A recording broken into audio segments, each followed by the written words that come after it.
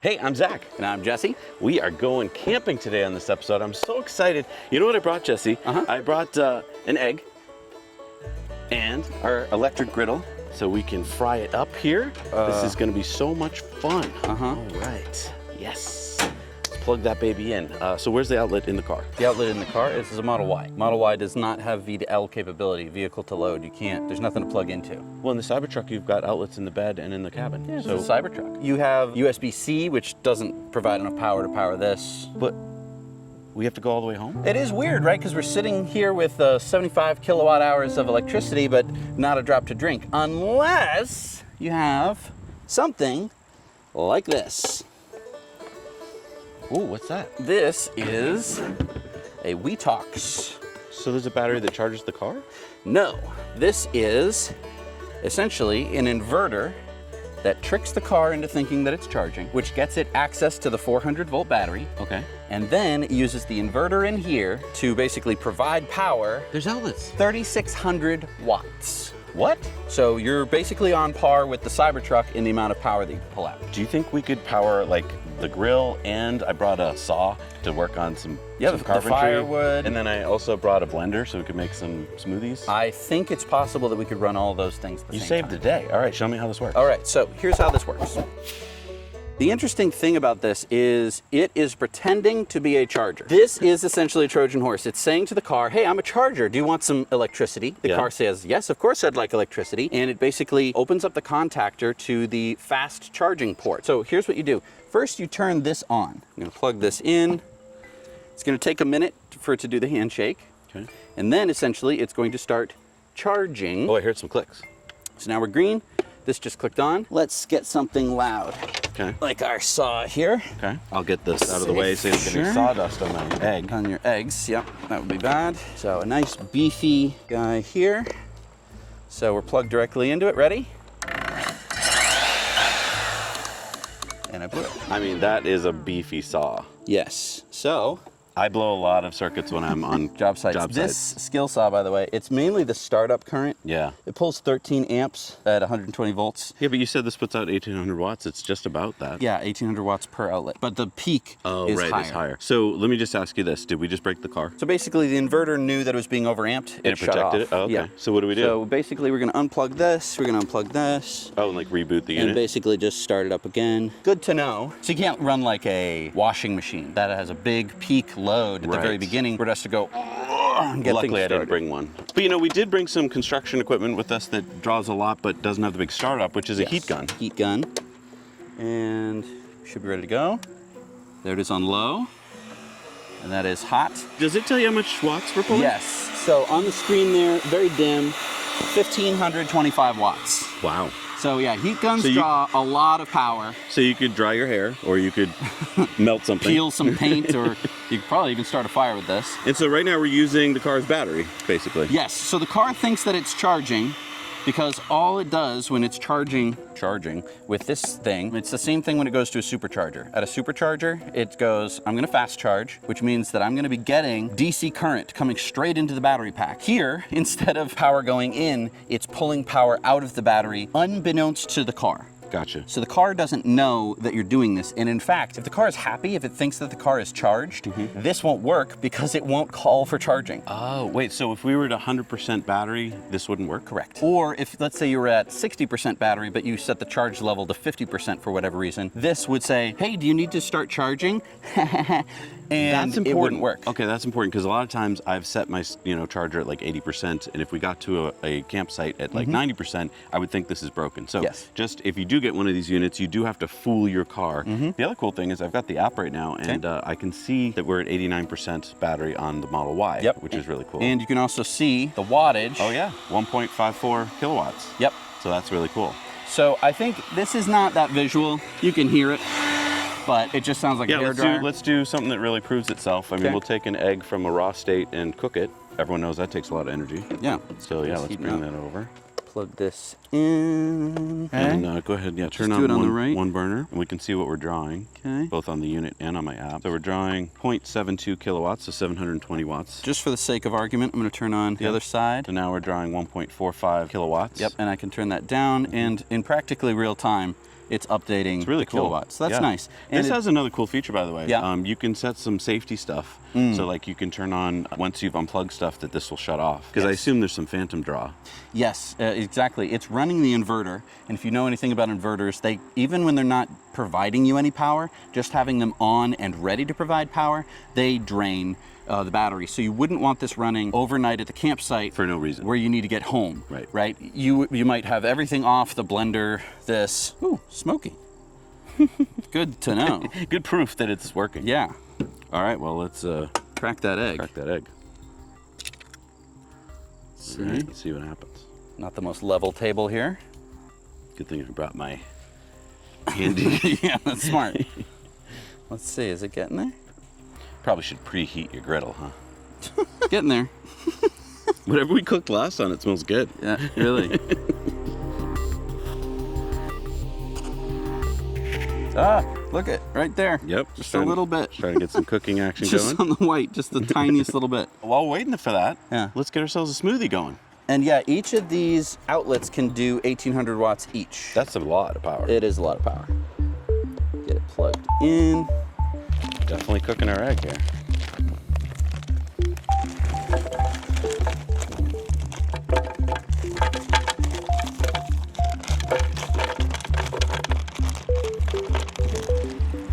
And a little water. Yep. And power, good pulse.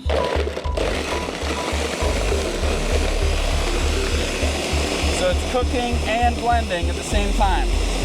Wow. All off of a car that isn't supposed to be able to do this. That's a lot of power. Yeah, I'm really impressed. I thought it was going to be something just like one outlet at a time. right.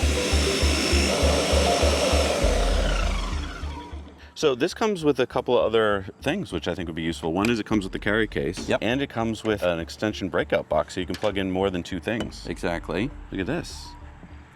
Little smoothie, very thick, but it's proof that this is actually tough. Tougher than if we had just filled it full of water. True. And our egg is approaching I think lightly cooked. Time to flip. Yeah, we'll get there in a second, I think. Good. A little smoothie for you.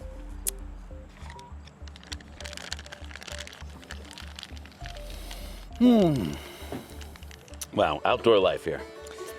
Pretty nice.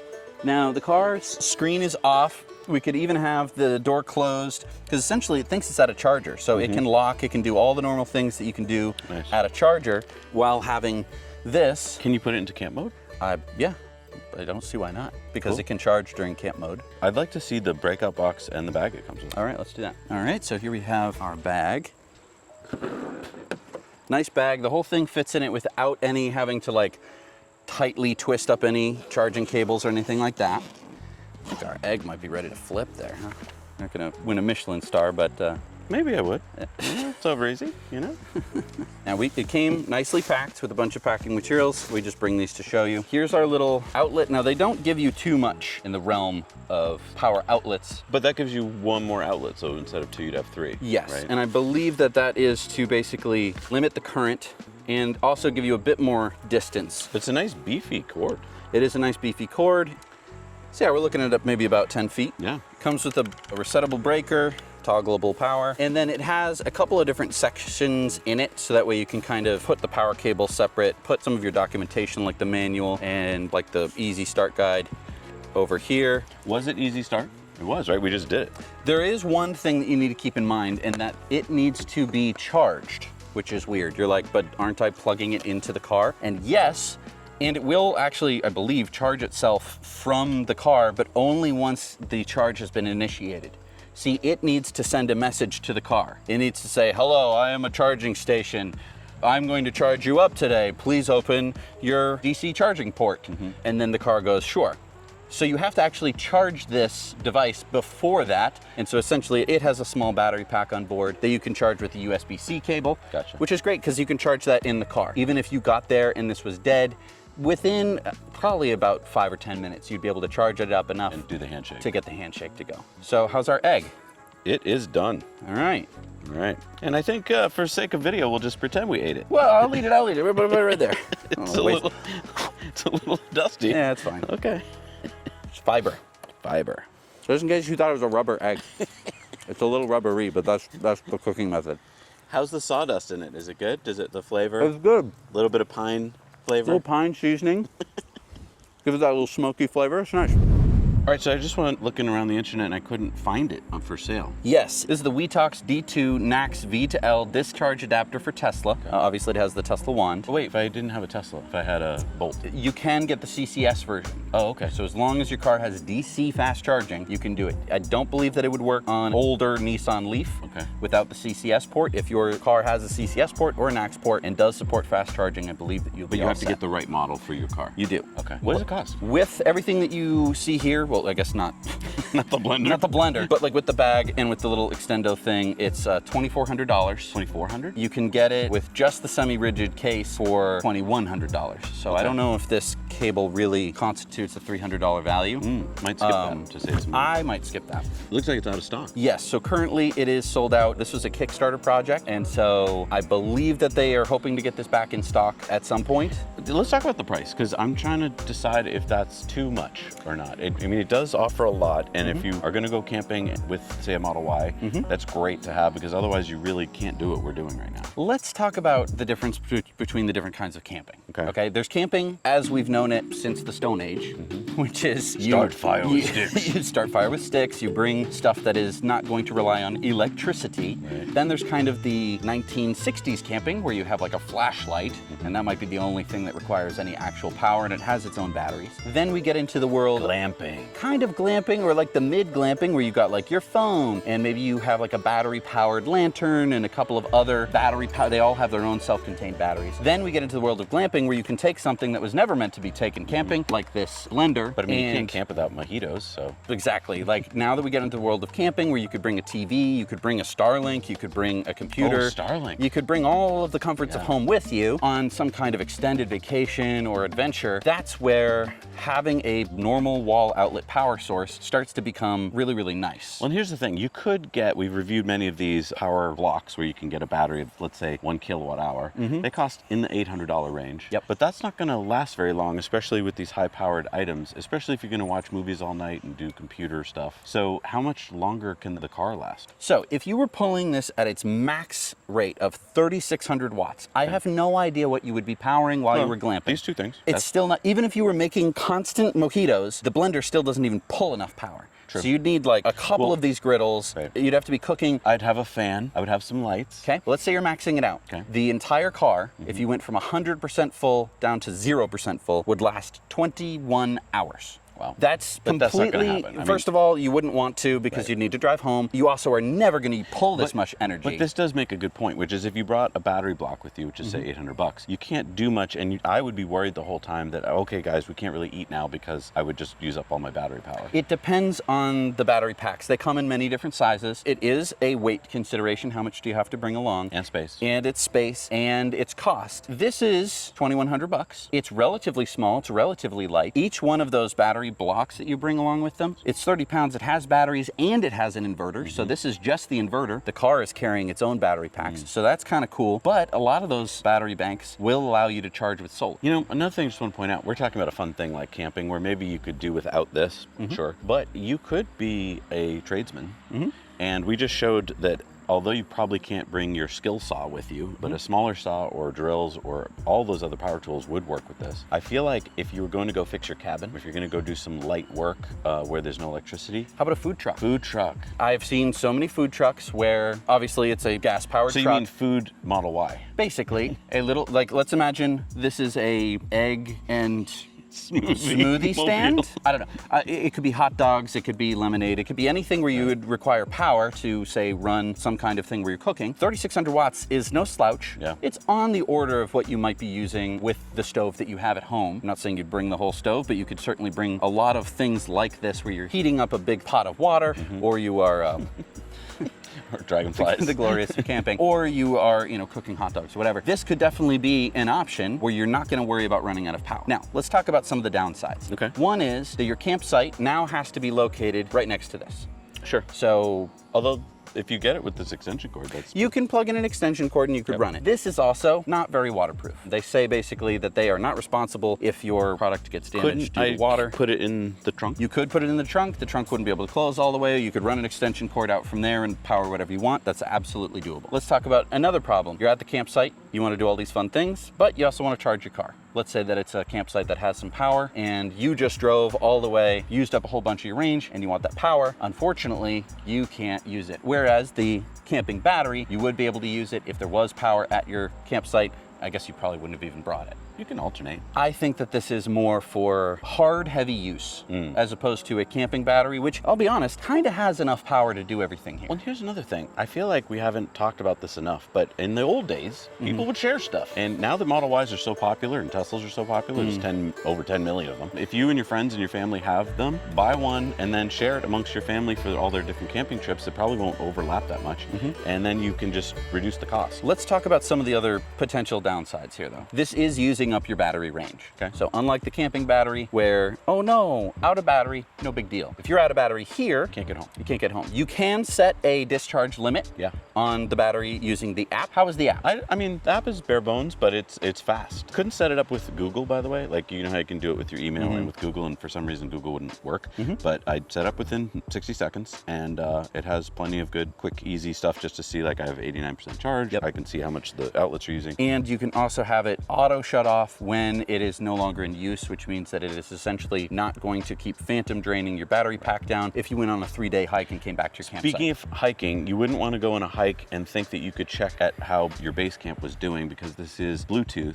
And so after you're 30 feet away, it will stop connecting to this. So you won't know how much this is using, but you can still connect to your car. True. Depending on if you have service or not. Right. So, I mean, don't think that you can leave the kids, you know, plugged in and that you can check on them with this. You can't. Yeah, and all in all, it really depends on your use case. If glamping is your thing, or if there's a special use case for a tradesman, I think this is awesome because it adds V2L for a car that can't offer V2L at the moment. Is it possible that one day Tesla could turn on V2L on a car like this? Like, it is a computer on wheels, or is it a hardware thing where they couldn't do that? There is no current way that I am aware of without an inverter, which this is. Without an inverter, there's no real way for Tesla in a Model Y to get you 120 volts at 60 hertz AC, is my understanding. There have been some people who talked about, oh, if you change some MOSFETs around, you might be able to, the car may be able to do it using its onboard charger. That has yet to remain to be seen. There are many cars that offer something like this. There's one of the Hyundais, one of the Ioniqs has a V2L adapter that you just plug in, because I believe they do the inversion in the car. So, and it does show you the power of the Rivian R1T or the Lightning or the Cybertruck that has this built in.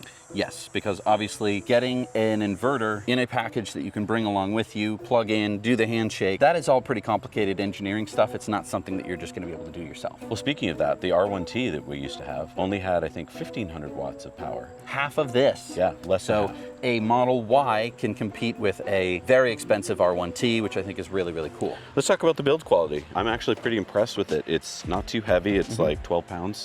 And I don't think, like you said, that it's really meant for outdoors that much, because it's got fans and spots for water to get in. But as long as you're careful with it, yes, I think you're all set. And it's small enough that you can just pack away in the car. They also make very explicitly sure that you do not block the fans. Okay. This makes sense because inverting isn't the most efficient process and it causes a lot of heat, which means that if you were keeping it in the car, say during the summer, if you were camping during the summer and you were sleeping in there, it could start to heat stuff up. If you're running like an LCD TV or something, I don't think it's going to cause much heat. Right. It would just be under the high load applications that more heat would be generated. I'm glad that they allowed it to go to 3,600 watts, because I agree, I don't think you're going to use that much, but I think for little momentary uses of blenders and, you know, cooktops, you would use it a little bit. Let's talk about the downside though. Not having any peak capability like for this saw. This means that for things like air compressors, other kind of tools where you need to kind of get a big heavy thing moving, that is going to be kind of a problem. That means you can't run necessarily a job site off of this. It depends on the kind of job site, whether or not you're using pneumatic tools, because if you're doing like battery power tools, this will charge up your batteries, no problem. Yes. Kind of funny to go from a battery to another battery, but you could do that. What about a mini fridge? Mini fridge would be no problem as long as the starting amps are low enough, which on most mini fridges you're absolutely fine. This means that you could conceivably carry a mini fridge to the campsite and keep all your drinks cold like that. And I know there's many different versions of Starlink, from the older versions that use like 150 watts to the newer versions that use like 50 watts. But basically, you could run your Starlink for a couple days at the campsite, no problem, with your car. It would be slightly inefficient to run a Starlink this way as opposed to some of the other ways that I've seen, just because you'd be running that inverter that whole time. What's another way you could do it? I've seen things where people have gotten their own batteries that'll clip on, like you can use like a Milwaukee battery, like for a drill. They have other chargers. I'm not sure if you can run it through a USB-C from the car, but basically anything that doesn't require the use of this massive inverter would help you out a bunch. Yeah, but I'm just saying, like, for a couple days, Yes. that's such a low draw. Yes, it's just that like it would be essentially doubling the draw of that Starlink because the inverter would have to stay on. Gotcha. If you're doing other applications at the same time, like charging or powering whatever is using that Starlink, like your smart TV, I mean, you could literally bring your smart TV camping, connect it to the Starlink, and be watching Netflix in the middle of Alaska. And doing work. I mean, because that's the other thing. What about people who just want to go off grid and kind of do work? Up until this point, Like influencers. Influencers, but also just anyone who has a remote job. Still very popular after COVID. One thing that you could do, it used to be that you'd have to buy an R1T. I've met people who've done this. They're like, oh, I bought the R1T so I could charge up my laptop. You now can buy a Model Y. You can buy a Model 3. You could buy a used Model 3. You could buy a 2018 Model 3, 2017 Model 3. You know, they all have this capability. 2013 Model Leaf, as long as it has CCS. Yeah, you have to go a couple model years above Okay. that. But yeah, you can go buy almost any electric car, get something like this or this, and basically be able to run your life off of it in a very similar way. Is it perfect? No. But for instance, the Cybertruck won't let you use the outlets while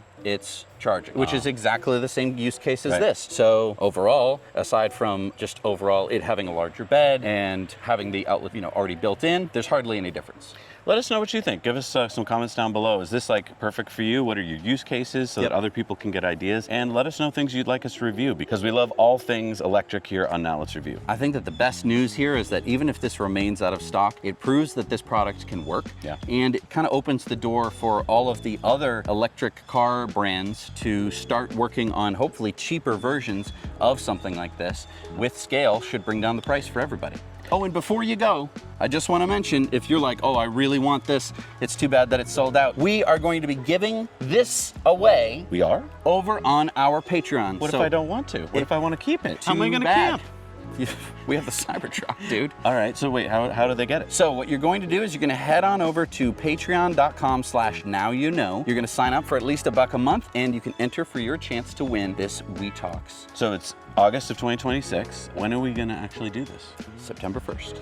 September 1st. September 1st. Wow. Just in time for peak perfect camping season. It's almost going to be brand new because I'm not even going to get to use it. We're going to be putting this right back in the bag, Uh-huh. and we're going to be giving it away to a lucky patron. So again, head over to patreon.com/nowyouknow. Support us for as little as $1 a month. Find the post where we are giving this away and sign up. You better do it soon because I might change my mind. Good luck. Well, thank you so much for watching, everybody. We'll see you next time on Now Let's Review.